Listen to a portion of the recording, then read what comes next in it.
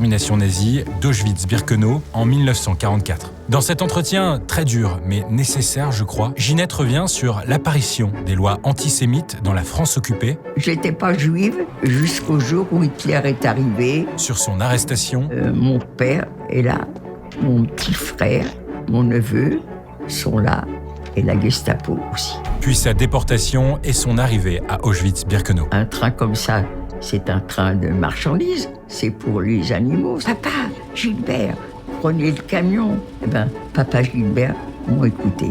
Ils ont pris le camion. Elle revient aussi sur l'assassinat d'une partie de sa famille. Qu'est-ce que vous croyez?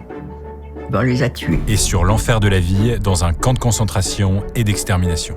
Ils ont poussé la haine jusqu'à chercher tout ce qui pouvait nous humilier. Je suis plus personne. Je suis un toutou qu'on commande. Aujourd'hui, Ginette Kolinka me raconte sa déportation à Auschwitz-Birkenau.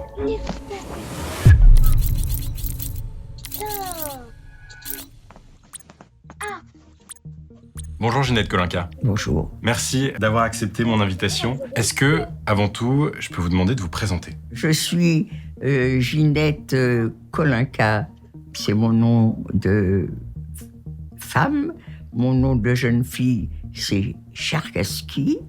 Je suis une jeune fille de 100 ans et demi maintenant. Je suis rentrée dans le 6e mois. Ginette, votre famille est juive.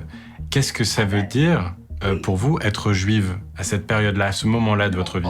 Oui, je suis juive, mais ça serait chez les catholiques, on dirait je suis athée. Je n'étais pas juive jusqu'au jour où Hitler est arrivé et lui, il nous a fait sentir qu'on était juifs. Le 1er septembre 1939, l'Allemagne nazie envahit la Pologne et 2 jours plus tard, la France et l'Angleterre lui déclarent la guerre.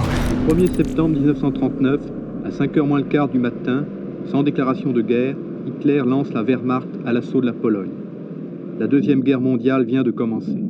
À ce moment-là, vous avez 14 ans. Est-ce que vous vous souvenez de la manière dont vous l'apprenez? On était déjà partis en vacances en Bretagne quand la guerre a été déclarée en 1939, c'est ça.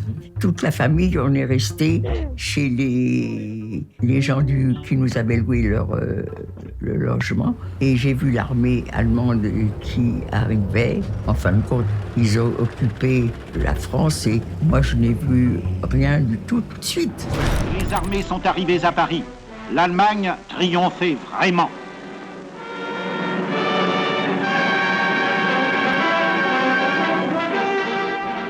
Le 22 juin 1940, la France et l'Allemagne signent un armistice, un accord qui signe la fin des combats, et toute la moitié nord de la France, dont Paris, où vous vous trouvez, si je ne dis pas de bêtises, devient alors occupée par l'Allemagne nazie. Les négociations d'armistice seront courtes. Hitler va dicter ses conditions. Il n'y a pas grand-chose à espérer du dictateur.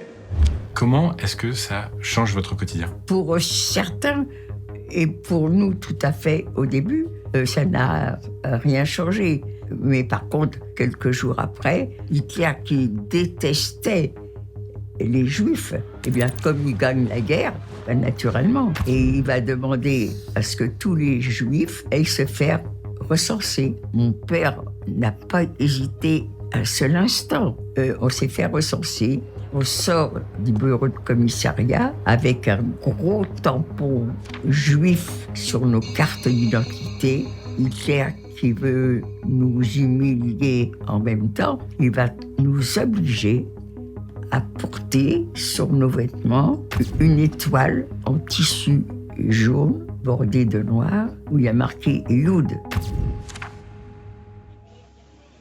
Les Juifs n'auront pas le droit d'être en contact direct avec les non-Juifs. Le métro, on ne doit pas le prendre que dans le dernier rame du métro. Interdiction de posséder un poste de radio, je crois aussi. Il fallait rendre les postes de TSF, exactement. Et on a suivi les règles qui nous étaient obligées pour pas voir l'histoire. Et puis ça changeait pas tellement la vie non plus pour moi qui étais jeune. Par contre, ça a changé la vie pour mon père, pour mes parents, pour mes sœurs aînées, oui. J'ai eu une cousine, on l'a traitée va dans ton pays, ça loupine. En juillet 1942, Ginette Kolinka, vous quittez Paris. Qu'est-ce qui se passe? Où allez-vous? En 1942, on partage l'appartement.